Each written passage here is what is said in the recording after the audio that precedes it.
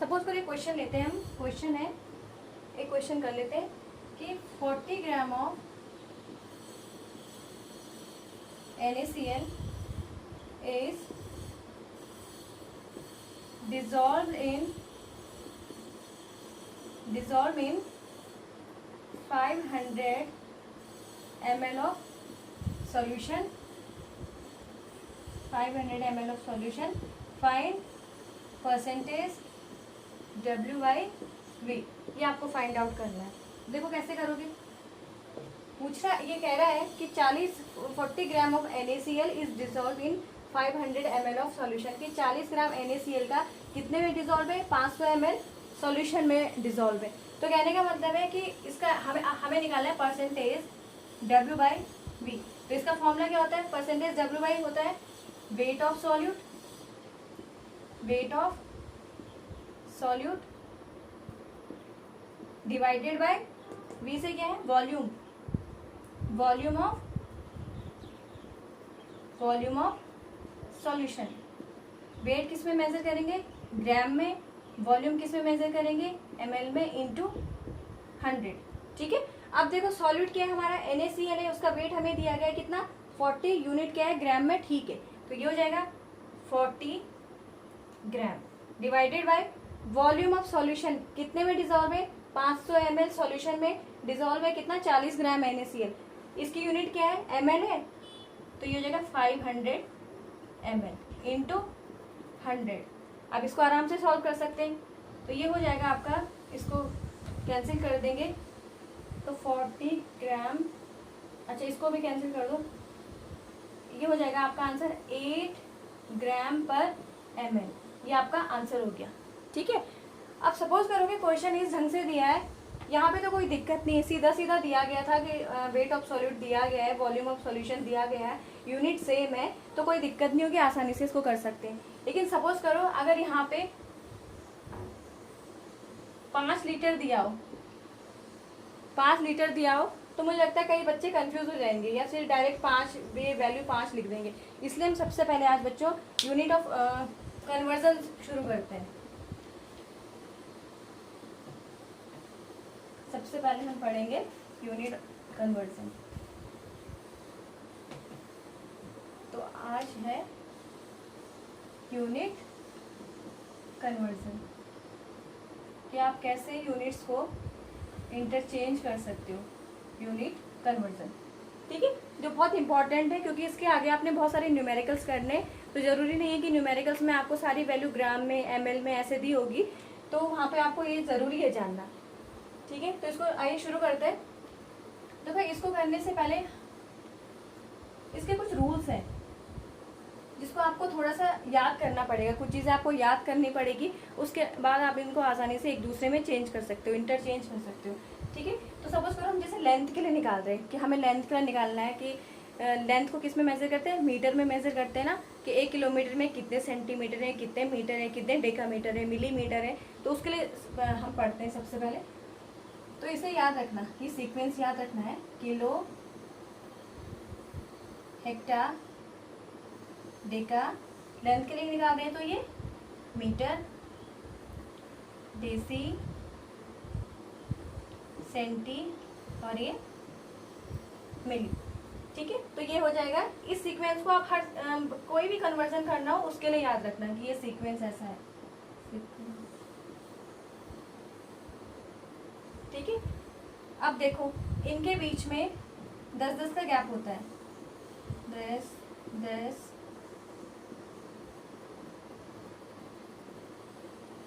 पहली चीज कि आपको ये सीक्वेंस याद रखना है। दूसरी चीज आपको ये पता होना चाहिए कि इनके बीच में हम 10-10 का गैप लेके चलते हैं। तीसरी चीज कि जब हम ऊपर से नीचे आएंगे, अभी मैं बताऊंगी कैसे, मतलब ऊपर से नीचे का मतलब क्या है। जब हम इसको ऊपर से नीचे कन्वर्ट करेंगे तो जो पावर है वो हम पॉजिटिव में लेते हैं। ठीक है, और जब हम नीचे से ऊपर की डायरेक्शन में चलेंगे तो हम पावर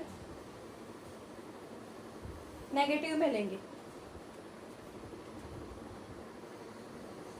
पावर हम नेगेटिव में लेंगे। ठीक है, अब देखो कैसे करेंगे, क्योंकि हम लेंथ के लिए कर रहे हैं तो ये समझोगे किलो के बाद यहाँ पे क्या है, किलोमीटर, हेक्टामीटर, डेकामीटर, ये एम से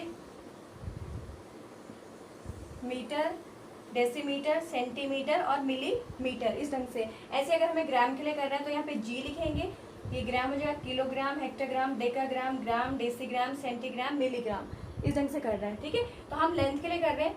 तो अगर सपोज करो हमें पूछा गया है कि 1 किलोमीटर में कितना हेक्टोमीटर है, कितना हेक्टामीटर है, ये पूछा गया है। तो देखो जब किलो से हेक्टा में जाएंगे तो ऐसे इस ढंग से समझना है। स्टार्टिंग में एरो लगाना, क्या पूछा गया है, किलो हेक्टा पूछा गया है ना, मतलब यहाँ से यहाँ पूछा गया है, तो कितने का गैप है इसमें, 10 का गैप है, तो ये हो जाएगा 1 kilometre equal to 10 hectometre. Clear है।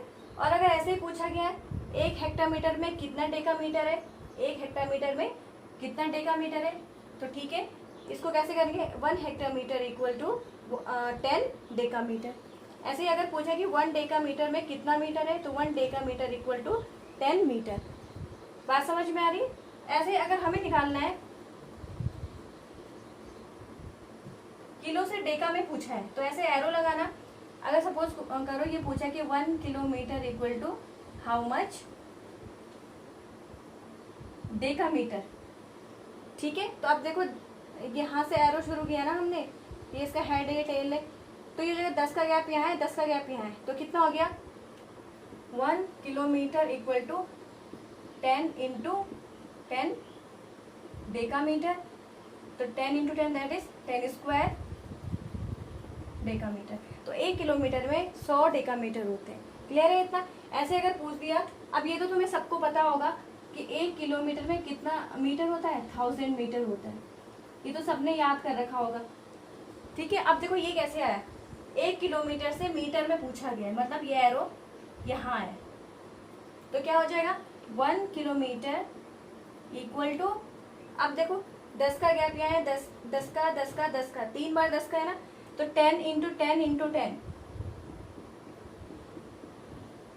मीटर, तो 10 टू द पावर 3 मीटर। तो ऐसे कर लोगे।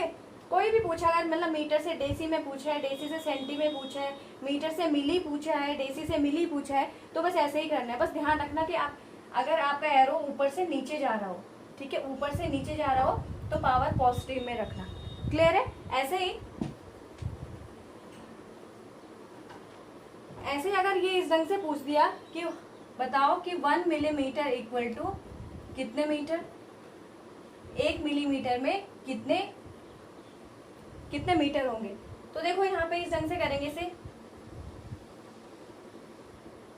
यहाँ से पूछा है ना, मिली से मीटर पूछा गया है, मतलब आपका जो एरो का डायरेक्शन है वो अपवर्ड है, नीचे से ऊपर की तरफ है। तो देखो क्या करोगे, गैप कितने का है, 10 10 10, मतलब 10 टू दी पावर 3 का गैप है, तो ये हो जाएगा कि 1 millimetre equal to 10 to the power 3 metre. लेकिन पावर किस में होगी, पॉजिटिव में, सॉरी नेगेटिव होगी, तो ये नेगेटिव हो गया। ऐसे अगर पूछा है कि बताओ कि 1 मीटर में कितने किलोमीटर होते हैं, मतलब इसे ऐसे करो कि 1 मीटर में बताओ कितने किलोमीटर है, तो देखो 1 मीटर में कितने किलोमीटर है, मतलब ये डायरेक्शन है, एरो यहाँ से नीचे से ऊपर गया है, कितने का गैप है, 10 इंटू 10 इंटू 10, मतलब 10 टू दी पावर 3, लेकिन डायरेक्शन नीचे से ऊपर है, तो पावर किस में होगी, नेगेटिव में होगी। तो 1 metre equal to 10 to the power -3 kilometre. कर लोगे ऐसे, बहुत इजी है। ऐसे इस, मतलब इसमें सिर्फ आपको याद, एक तो ये सीक्वेंस याद रखना है, दूसरा याद रखना है कि जो गैप है वो 10 10 का है। ठीक है, तीसरी चीज क्या याद रखनी है कि अगर एरो का डायरेक्शन ऊपर से नीचे है तो पावर पॉजिटिव में आएगी, और चौथी चीज अगर एरो का डायरेक्शन नीचे से ऊपर की ओर है तो पावर किस में आएंगी, नेगेटिव में आएगी। ठीक है, उसके बाद तुम कुछ भी ये इंटर कन्वर्जन कर सकते हो आसानी से, कोई दिक्कत नहीं होगी। ऐसे तो अभी हमने लेंथ में लिया ना कि ये मतलब मीटर लिया हमने, ऐसे अगर हमें ग्राम में लेना हो तो किलोग्राम, हेक्टाग्राम, डेकाग्राम, यहाँ पे ग्राम आ जाएगा, डेसीग्राम, सेंटीग्राम, मिलीग्राम, इस ढंग से करोगे। क्लियर है ना, इतना कर लोगे। ठीक है, तो घर में इसमें देखना, बहुत सारे यूनिट्स खोजना बुक्स में, और तब इसको अप्लाई करके देखना कि तुम कर पा रहे हो कि नहीं कर पा रहे हो।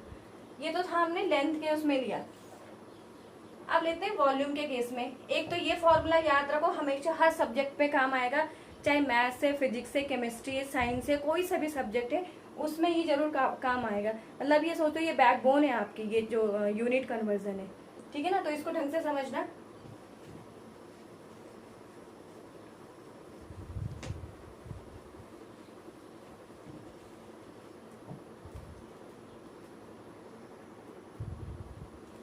सेकेंड है वॉल्यूम का, देखते हैं वॉल्यूम का कन्वर्जन कैसे करोगे। वॉल्यूम का कन्वर्जन कैसे करोगे, इसके लिए इसको एक ट्रिक याद रखना है इसके लिए, कि वॉल्यूम की जो सबसे बड़ी यूनिट्स होती है वो होती है मीटर क्यूब। क्या होती है? मीटर क्यूब होती है। जो मतलब जैसे 1 मीटर क्यूब में होता है 1000 लीटर, जैसे पानी की टंकी होती है ना 1000 लीटर की, वो किसके बराबर है? 1 मीटर क्यूब के बराबर है। सेकेंड, दूसरी होती है इसकी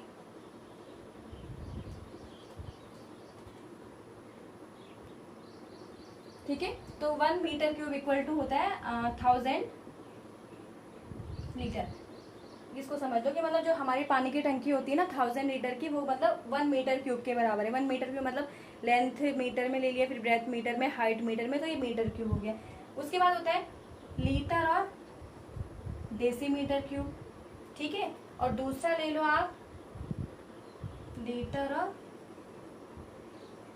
दूसरा हो गया मिलीलीटर और सेंटीमीटर क्यूब, मिलीलीटर और सेंटीमीटर क्यूब, ठीक है। अब हमेशा ध्यान रखना कि इनके बीच में 10⁻³ का गैप होता है, यहाँ भी इस तरीके से। ये याद रखना कि वॉल्यूम की सबसे जो बड़ी यूनिट है वो मीटर क्यूब है, उसके बाद ये है, उसके बाद ये है, ठीक है। अब लीटर ऑब्लिक डेसीमीटर क्यूब का मतलब है कि 1 लीटर बराबर 1 डेसीमीटर क्यूब। ऐसे ही मिलीलीटर ऑब्लिक सेंटीमीटर क्यूब का मतलब है कि 1 ml equal to 1 centimetre cube. क्योंकि कई बार तुम्हारे क्वेश्चन में ऐसे आएगा कि तुम्हारे पास कोई सॉलिड है, जैसे 20 ग्राम कोई सॉलिड है और वो 50 सेंटीमीटर क्यूब वाटर में डिजोल्व है, तो तुम कंफ्यूज हो जाओगे कि सेंटीमीटर क्यूब है तो मतलब हम क्या लिखे, मतलब यूनिट, ठीक है ना। तो ध्यान रखना कि हमेशा ध्यान रखना कि इसमें क्या है 10⁻³ का क्या होगा? गैप होगा। मतलब 1 लीटर में 10⁻³ ml। मतलब इस ढंग से ऐसे कर लो कि इसको हटा लो, इनसे बताती हूँ। 1000 का गैप है ना इनके बीच में, मतलब 1 metre cube equal to 10⁻³ litre, ठीक है। या फिर इसको हम डेसीमीटर क्यूब भी लिख सकते हैं, मतलब 1 metre cube equal to 10⁻³ decimetre cube. क्योंकि लीटर और डेसीमीटर क्यूब इक्वल है ना, तो इसलिए हम लीटर की जगह पे डेसीमीटर क्यूब लिख सकते हैं, ठीक है। ऐसे ही हम लिख सकते हैं कि इसको और इसके बीच में 10⁻³ का गैप है, तो 1 litre equal to 10⁻³ ml, 10⁻³ ml। और ऐसे ही हम इसको अगर सेंटीमीटर क्यूब में लिखना चाहे तो हम इसको ऐसे लिख सकते हैं कि 1 litre equal to 10⁻³ centimetre cube. क्योंकि ml और सेंटीमीटर क्यूब बराबर है, ऑब्लिक में लिखा है मतलब ये बराबर है, चाहे ml ले लो चाहे सेंटीमीटर क्यूब ले लो, ठीक है। इसलिए मैंने ये लिख दिया कि 1 litre equal to 10⁻³ centimetre cube. ऐसे ही अगर हमें मीटर क्यूब से ml में जानना है, ठीक है, तो ये हो जाएगा 1 मीटर क्यूब इक्वल टू 10⁻³ ये है, 10⁻³ है, तो ये हो गया 10⁻6 ml या फिर centimetre cube. 1 metre cube equal to 10⁻6 centimetre cube. वही फॉर्मूला लगेगा जो पहले वाले में लगा था कि ऊपर से नीचे जाओगे तो पावर पॉजिटिव में आएंगी, नीचे से ऊपर जाओगे तो पावर क्या हो जाएंगी? नेगेटिव हो जाएंगी, है ना। तो बस ये समझ लेना, बस ये ध्यान रखना, बस इसको याद कर देना कि मीटर क्यूब है सबसे बड़ी यूनिट, उसके बाद लीटर ऑब्लिक डेसीमीटर क्यूब ये बराबर है, उसके बाद मिलीलीटर और सेंटीमीटर क्यूब बराबर है।